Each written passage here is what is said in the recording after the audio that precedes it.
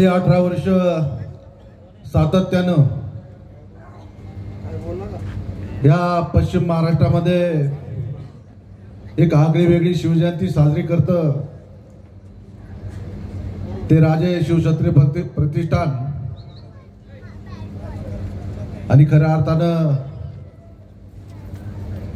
त्याचे संस्थापक आणि ज्यांनी सुरुवात केली, ज्यांनी आता प्रास्ताविक आपलं भाषण केलं ते भाऊभाऊ पाटे.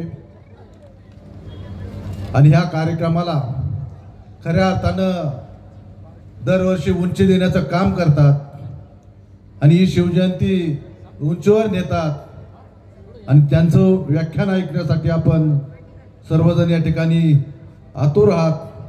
असे प्राध्यापक नितीनजी बानगुडे साहेब, व्यासपीठावर सन्माननीय आमदार शरदजी सोनवणे या ठिकाणी उपस्थित, कारखान्याचे चेअरमन सत्यजितदादा शेरकर, माऊली शेठ खंडागळे, डॉक्टर डोळे, या गावच्या सरपंच, भारतीय जनता पार्टीच्या नेत्या आशाताई, आदरणीय आमचे सर्वांचे मार्गदर्शक बाळासाहेब, या ठिकाणी सर्वच दिलीप शेठ गांजाळे, अनेक गावचे सरपंच, सर्व सन्माननीय व्यासपीठ.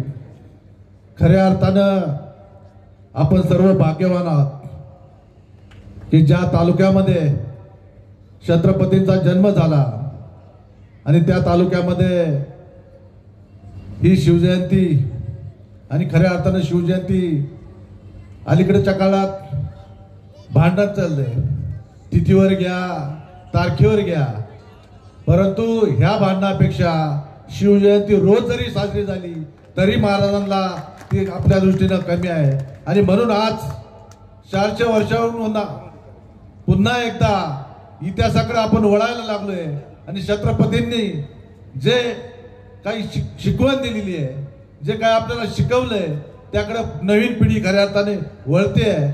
आणि आज त्याचं खऱ्या अर्थानं राजे शिवप्रतिष्ठान ही शिवजयंती करत असताना एक समाजाला एक संदेश देते आणि एक समाजाला पुन्हा एकदा इतिहासाची आठवण करून देत असताना खऱ्या अर्थानं मनापासून आताच भाऊभाऊंनी सांगितलं आज फक्त शिवजयंतीवर बोलण्याचा कार्यक्रम आहे, हा काय राजकीय व्यासपीठ नाहीये, परंतु करत असताना सातत्यानं ह्या नारेगावतील सर्व तरुणांना एकत्र घेऊन ही शिवजयंती, कारण एक महिनाभर ही शिवजयंतीची तयारी सर्व कार्यकर्ते प्रतिष्ठानचे त्या ठिकाणी करत असताना एक उत्साह, एक प्रोत्साहन म्हणजे पुढच्या शिवजयंतीपर्यंत मिळत असणारं हे प्रोत्साहन.